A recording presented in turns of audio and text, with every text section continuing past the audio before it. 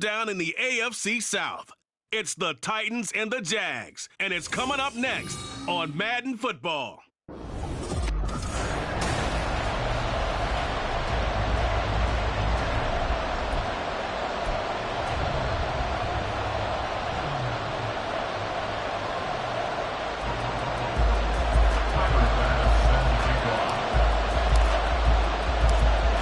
Tyler Bass about ready to get us going. And off we go from Jacksonville. From a couple yards deep, he'll bring it out of the end zone. And only able to get this to the 19, so probably should have opted for the touchback. So here are the Titans now for their first drive. And they'll be led out by their 8th-year quarterback. If you ask coaches at any level to design their ideal leader of a team, I think they're going to check every box with this guy. He's got the poise to handle responsibility. He stays calm under any kind of pressure, and he brings out the best of his teammates each and every week.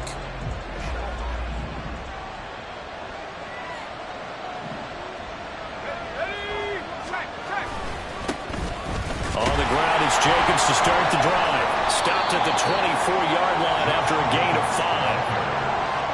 A quick burst there, and he nicely bit off a pretty decent gain.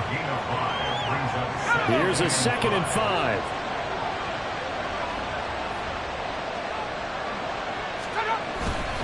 They'll stay on the ground with Jacobs. And he'll get about 3 up past the 25. He was brought down at the 26. A 3-yard gain on the play. Third play of this opening drive as they're looking at a 3rd and 3. Trying to run for it with Jacobs. And he's able to get it to the 33. Good enough for a first down. Give him 6 yards, and they do convert on 3rd. Faced with their first 3rd down conversion opportunity and able to punch it through and pick it up on the ground. And to me, doing it on the ground sends a different type of a message than throwing the football. And, you know, let's face it, we've done a lot of games together.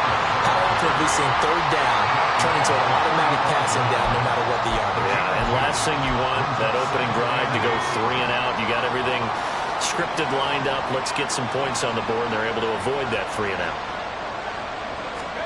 Now this time they'll throw it. Here's Purdy.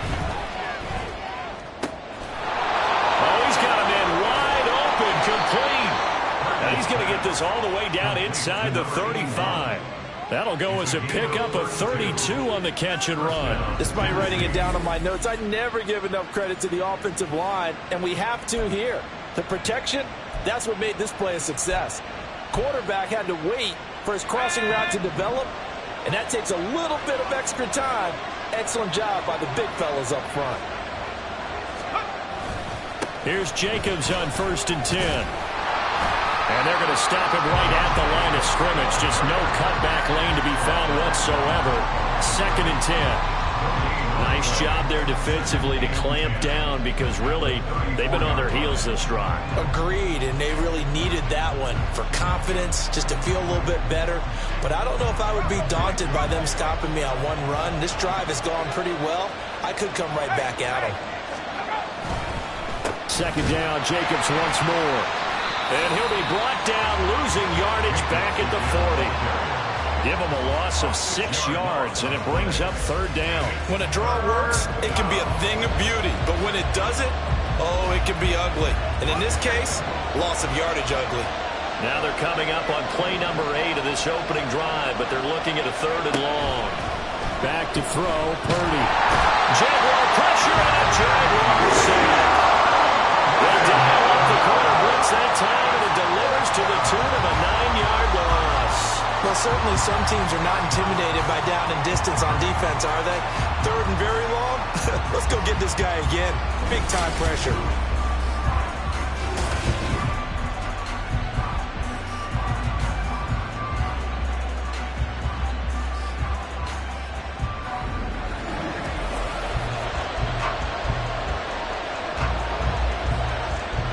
On 4th down, here's Ryan Stonehouse to punt for Tennessee.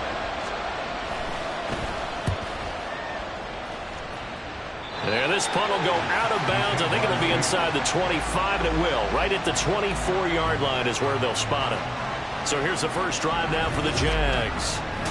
They're led by the #1 overall pick in the 2021 draft, Trevor Lawrence. And you want to talk about enormous expectations being placed on a quarterback.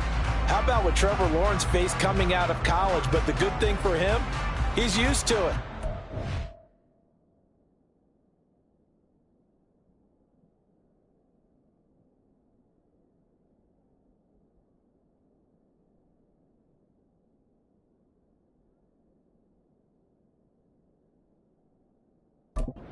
Same type of expectations leaving high school and going to Clemson. They always expect him to be a franchise savior, whatever team he joins. And to his credit, he shouldered those expectations and he's doing everything in his power to follow through. And they're able to get this one across the 35. So here's a 1st and 10 at the 38. And they'll give him another shot here on the ground. Knifes his way forward here, but just 3 yards on the play. 2nd down.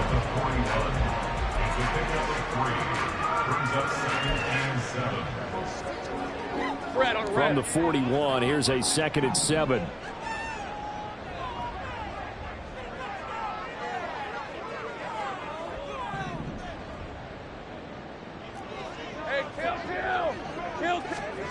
Here's Lawrence.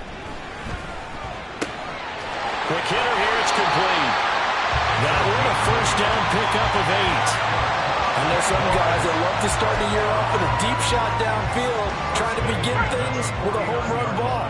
That might be the more exciting option, but I think that this was the smarter play. On 1st down, they'll go to the ground attack. And he can only manage to get a couple. 2nd and 8 coming up. Certainly a nice job there by the defense rallying to the football and getting him on the ground, but I think the play gets made by the defensive front because if they can't get upfield, their job is to go ahead and get low, almost get into a ball sometimes, stack things up, and make it difficult for the runner to find a hole. It's a gain of 6, moves him to a manageable 3rd and 2 situation. It's not a huge breakaway run, but if your starting running back finishes the game with averages of 5 or 6 yards per touch, you'll take that every single time.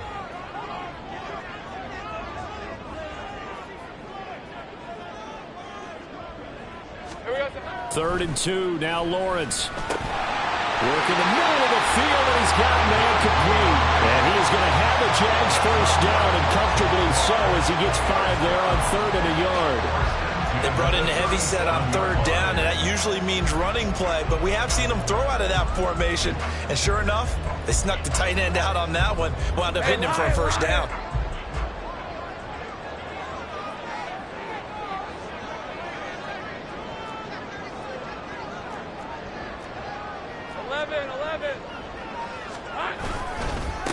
On 1st down, they'll go to the ground attack. Just a yard on the 1st down carry, so it's 2nd and 9. He's brought down at the 37-yard line. A gain of a yard brings up 2nd and 9. They go play action now. Lawrence, he'll buy some time right. And seeing nowhere to throw, he chucks this one away from harm. Incomplete. Now it's 3rd down. One thing you always worry about when he breaks the pocket is he going to take off with it? That time, the pressure was starting to close in, and he's just got to throw this one away. So 3rd down now. They need the 27-yard line for a 1st. They go play action with Lawrence.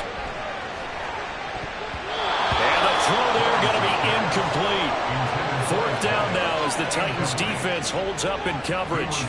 So now they're going to send out the field goal unit to, as they say, fire away from long distance. This from 54 yards away. The kick by Bass is good. And the Jaguars grab a 3-0 lead. So pretty good opening drive. That'll make the home fans somewhat happy. They wanted 6, but they got 3 in the early lead. And they should be happy. The guys look good getting down the field. That's got to give them a little bit of hope that good things are in store here today for them.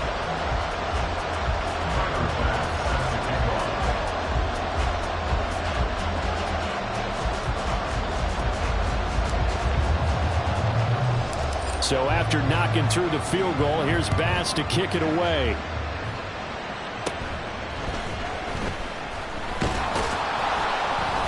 And they're going to start this drive in pretty good shape as they get it up past the 30. The Titans coming back onto the field for their second drive. And Charles, nothing like squaring off with a division opponent, a division rival in week 1. Do you like that they are matching up this early, or would you prefer a game like this be a few weeks down the road? I actually like the early matchup for a few reasons, Brandon. First of all, it allows you to see that in the entire offseason and know, hey, right out of the gate, we're playing a division game. Second part is it spreads them out a little bit. If you just have them all bunched up at the end of the year. There he goes, left side. Big strides, look at him go. Touchdown, Titans. Pat Fryermuth, 68 yards. And the Titans have answered that early field goal to take a first quarter lead. Well, that's pretty impressive, Charles. It's one thing to be an elite speed wide receiver and have all that yards after the catch into the end zone, but from your tight end? Yeah, you don't get that very often. What you're describing is more like a Tyreek Hill, a Devontae Adams, and Antonio Brown. You're not talking about a guy that lines up or can line up in line and look like an extra tackle on running plays. He took that bad boy downfield just like he was a scat back. Before the game, he told me, I'm going to have a zinger or two today. And I was like, oh, a zinger or two? I guess that's a zinger, right? That's a zinger. And ultimately cannot get this out to the 25-yard line as he's dropped at the 23. Here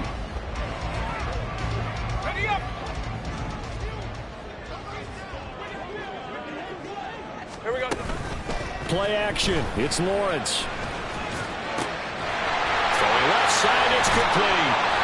And he'll be taken down, but not before they reach the 50. A very solid gain of 27.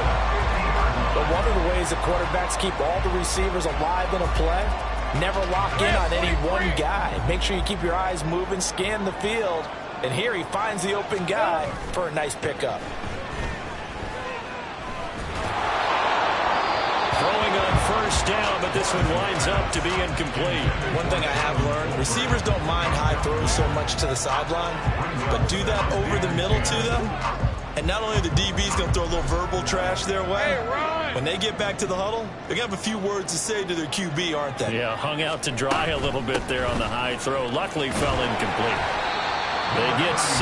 That'll leave them with 3rd and 4. I think we can safely say that those types of plays are the backbone of this offense. We know not every run's going to be a big hitter, but you know they'll take that type of result on each and every attempt. After one, 7-3 the score on EA Sports. Second quarter.